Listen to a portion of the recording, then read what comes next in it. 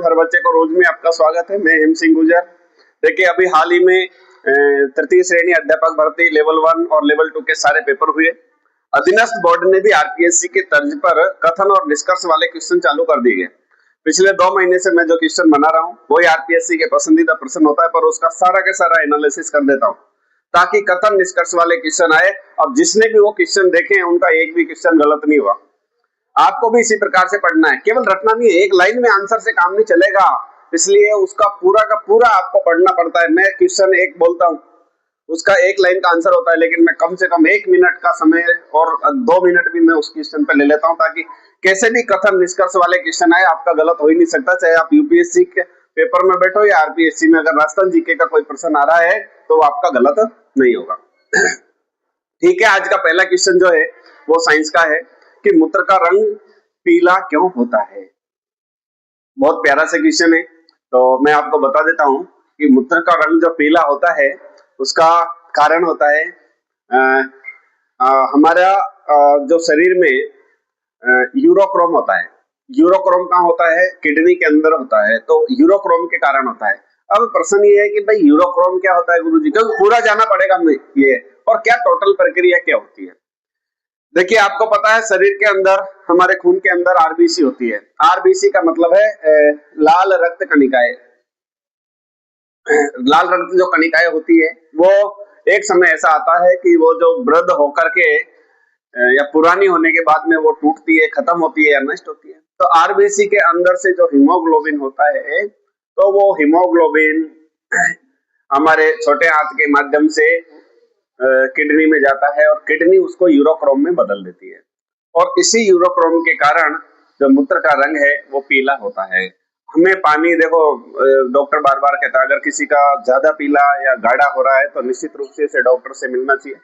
और सबसे कोई भी डॉक्टर हो वो एक बात अवश्य कहता है कि अधिक से अधिक हमें पानी पीना चाहिए, क्योंकि क्या प्रकृति बनाई है, हमारे शरीर का जो कुल वजन होता है ना उसका 70% पानी है, और इस ब्रह्मांड में इस पृथ्वी का भी कुल जो क्षेत्रफल है उस पर भी 70% पानी है।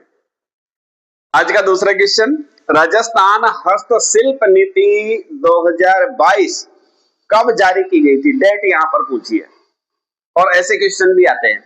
अभी भी कई सारे ऐसे क्वेश्चन पूछे, और ये पूछा हुआ क्वेश्चन है, तो थोड़ा सा आपको याद रखना है कि हस्तशिल्प नीति 2022 क्या इसके उद्देश्य थे, क्या इसके फायदे हैं और कब जारी की गई, वो तो आपको याद करनी है।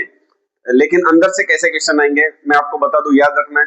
2022 मतलब उस समय राजस्थान के मुख्यमंत्री अशोक गहलोत जी थे। तो किसने जारी की? उद्योग मंत्री कौन थी? तो उस समय उद्योग मंत्री शकुंतला जी रावत। याद रखना है, शकुंतला जी रावत के द्वारा 17 सितंबर 2022 को उद्योग नीति जारी की गई थी, और इसमें क्या किया गया था? सॉरी, हस्तशिल्प नीति जारी की गई थी, और इसका उद्देश्य एक ही था कि लगभग 6 लाख जो हमारे हस्तशिल्प कारीगर है उन्हें प्रत्यक्ष या अप्रत्यक्ष रूप से लाभ पहुंचाना, उन्हें ऋण उपलब्ध करवाना, उन्हें प्रोत्साहन देना।